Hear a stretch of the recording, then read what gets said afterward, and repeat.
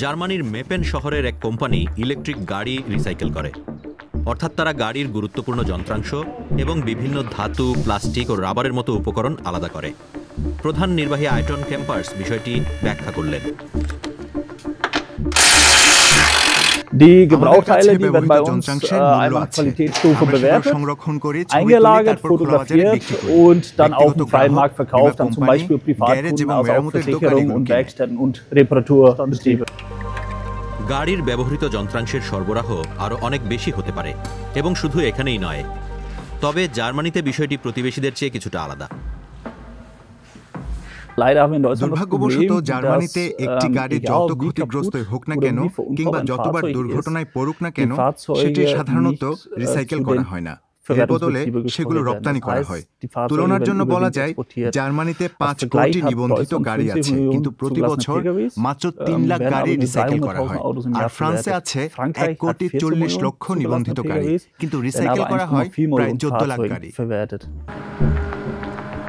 কিন্তু পুরনো গাড়ি রপ্তানি না করে রিসাইকেল করা লাভজনক হতে পারে, কারণ এর ভেতরে ছোট্ট একটি খনি আছে, ব্যাটারি। এটি থেকে মূল্যবান ধাতু আহরণের জন্য নতুন এক কোম্পানি কাজ শুরু করেছে, যার নাম রিলায়ন ব্যাট। মূল্যবান কাঁচামাল জোগাড়ে কারখানাটি অনেক অবদান রাখছে, কারণ আমরা পরিবেশ বান্ধব উপায়ে অত্যন্ত গুরুত্বপূর্ণ কাঁচামাল উদ্ধার করি, যা সম্পদ সাশ্রয় করে। রিলায়ন ব্যাট কোম্পানি প্রতি বছর ক্যাম্পাস সহ জার্মানির বিভিন্ন প্রান্ত থেকে আসা প্রায় 30,000 টন ব্যাটারি প্রক্রিয়াজাত করবে।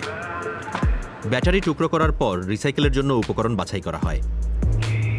ব্যাটারি রিসাইকেলের জন্য ইউরোপের সবচেয়ে বড় কোম্পানি রিলায়ন ব্যাট, অথচ কোনো সরকারি ভর্তুকি ছাড়াই এটি পরিচালিত হচ্ছে।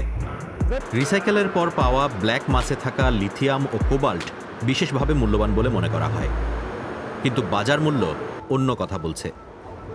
Im Moment beim Kupfer beim All-Time-High von etwa $10.000 pro Tonne. Schwarzmasse liegt derzeit etwa bei 3.000 bis 2.500 Euro pro Tonne. Lithium, cobalt এবং নিকেলের মিশ্রণের মূল্য শুধু কমই নয়, ব্ল্যাক মাস বর্তমানে এশিয়া কিংবা যুক্তরাষ্ট্রে যাচ্ছে, অর্থাৎ মেপেনে রিসাইকেল প্রক্রিয়া সম্পন্ন হয় না। ব্ল্যাক মাস এখনও রপ্তানি করা হচ্ছে, কারণ জার্মানি এবং ইউরোপে এটি হাইড্রোমেটালার্জিক্যালি প্রক্রিয়াজাত করার জন্য পর্যাপ্ত সুযোগ সুবিধা এখনও নেই। বাজার তৈরির অপেক্ষায় না থেকে কাজ শুরু করে দিয়েছে ক্যাম্পার্স।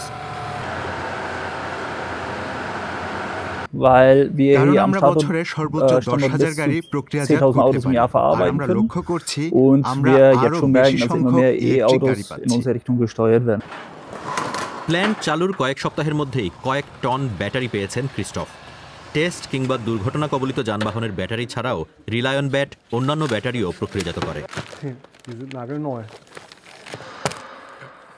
Das sind große Mengen, die da zurückkommen, weil jeder weiß, wie viel Akkugeräte er alleine zu Hause hat. Und was wir halt können, wir können komplett alle Rohstoffe hier zurückgewinnen. মাঝারি আকারের কোম্পানি রিলায়ন ব্যাট এরই মধ্যে ভবিষ্যতের কথা ভাবছে। তাই যখন সক্ষমতা আর পর্যাপ্ত মনে হবে না, তখন প্ল্যান্টটি তার সক্ষমতা দ্বিগুণ করে বছরে 60,000 টন ব্যাটারি রিসাইকেল করতে পারবে।